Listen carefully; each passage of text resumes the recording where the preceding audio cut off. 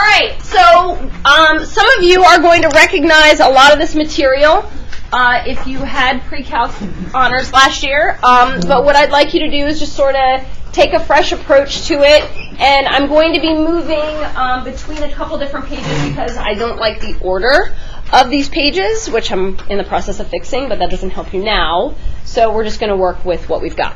All right, so we're going to talk about the derivative function today. And we went through some of these equations last class, and the first one that we talked about was f of x plus h minus f of x all over h. We're all on page 5. Okay? And this is known as the difference quotient. Okay? But it has multiple names because when you're reading through these problems, it's not going to say use the difference quotient to find. It's going to ask you for certain things, so you need to know what we're looking for. So we are looking for the slope of the secant line. So that stands for the slope of the secant line. Or we could be looking for the average velocity. So this is the notation for the average velocity. And this is also the average rate of change, which is what you guys should be familiar with from Algebra 1 in terms of the slope, average rate of change. Okay? Then you also were given the formula for the slope of the tangent line, which is f prime, which is the limit of this whole thing right here, which as of right now is all you know. For those of you, I actually got an email from somebody saying, oh yeah, I kind of cheated and used the shortcut method. So remember, if on a quiz or a test it says use the definition of the derivative, you have to use this. You can use the shortcut if you know it to check your answer. Most of you will know it by the time we take the quiz. You just need to make sure you read the question carefully. Okay, but this here is the slope of the tangent line, which this notation is f prime of x, which means to find the derivative, and it's the limit as h approaches 0 of our difference quotient here. And again, this is the formula for the derivative of f with respect to x. Okay, and the process of finding the derivative, okay, is known as differentiation. So when I ask you to differentiate, that's basically what I'm asking you to do, is find the derivative.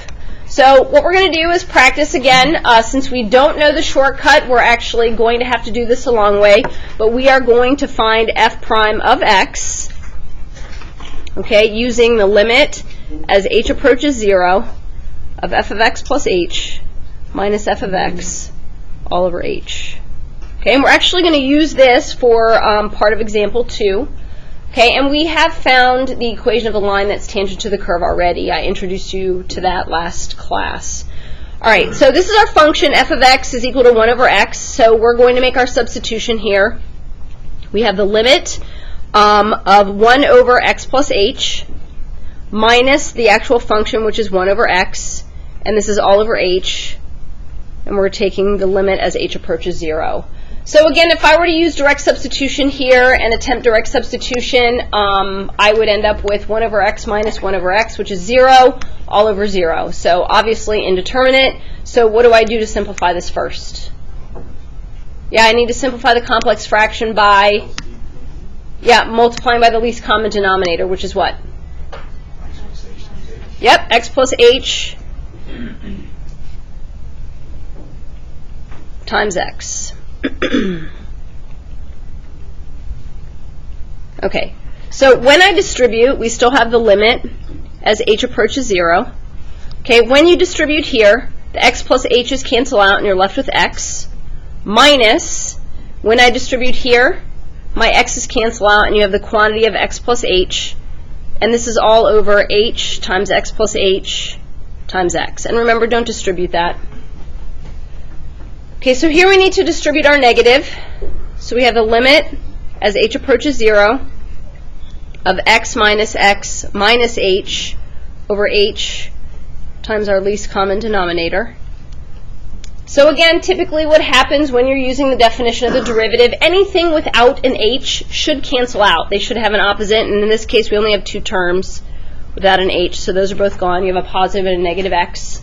And then you have negative h over positive h. So these both reduce, right? And we're left with, excuse me, the limit as h approaches 0 of negative 1 over x plus h times x. Okay, what should I do now?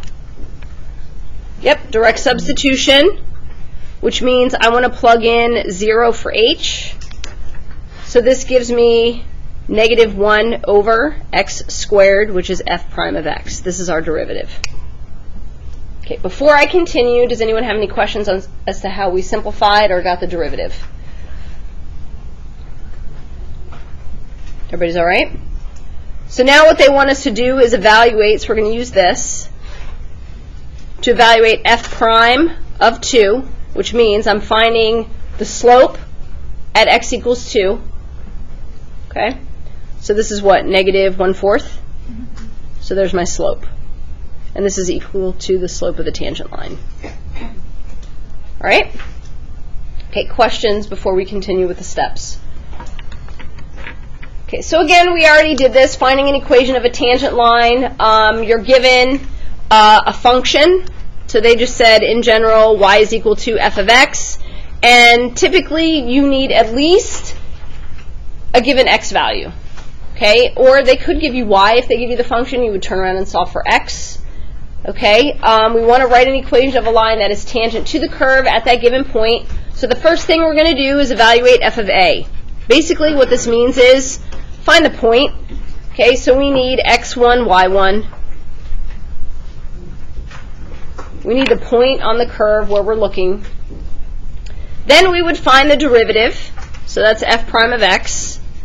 And evaluate f prime of a.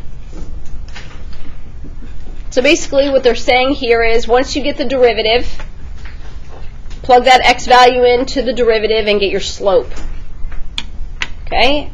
And once we have all of that, we're going to substitute the values of the slope and the point into the point slope form, which is this right here.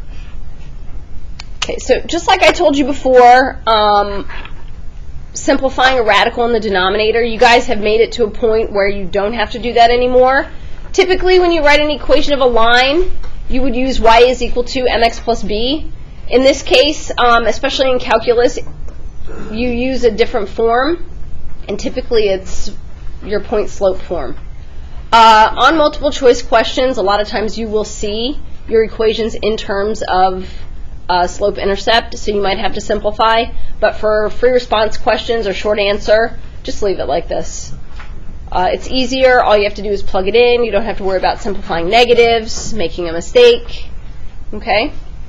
All right, so given the information that we found above, so we found the slope at 2 was equal to negative 1/4. So this was the slope of the tangent line at x equals 2.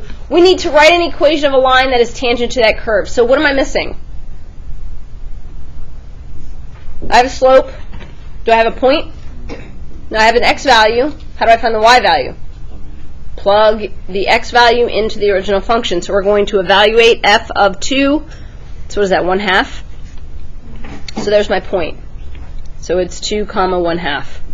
Okay, in this case, when we're using the point slope formula, we don't have to worry about getting a common denominator. All we do is plug in. So we have y minus y sub 1, is equal to m times x minus x sub 1. So now I just plug in. Y minus 1/2 is equal to negative 1/4 times x minus 2. Here's your equation of the line that is tangent to the curve at x equals 2. You're done. Questions? You sure? Okay, so sometimes you will be given information and you have to extrapolate what you're given, meaning it's not going to specifically say, oh, here's your slope, here's your point, write the equation. So here, in example 3, it says, given that f of negative 4 is equal to 2 and f prime of negative 4 is equal to 8, what is this? What is this right here? Yeah, this is my point. What are they giving us here? Are these 2 points? What's f prime? What does f prime mean? The derivative, which is another word for the slope. Okay, so they gave us a point. So we have our point. You guys are used to seeing it like this. No big deal, right? And then here they're saying the slope of the tangent line at x equals negative 4 is equal to 8. This is m. Okay. Do I have everything that I need to write the equation of the line? You have a point? Check. You have a slope? Check. Plug it in. So you have y minus 2 is equal to 8 times x plus 4. Done. Questions? Before that, I'm just confused. So what's the difference of x and f of a on the graph? Say it one more time, a little bit louder. X and f of a. F of x is just general. F of a means you know the value. A is a number. A represents a number.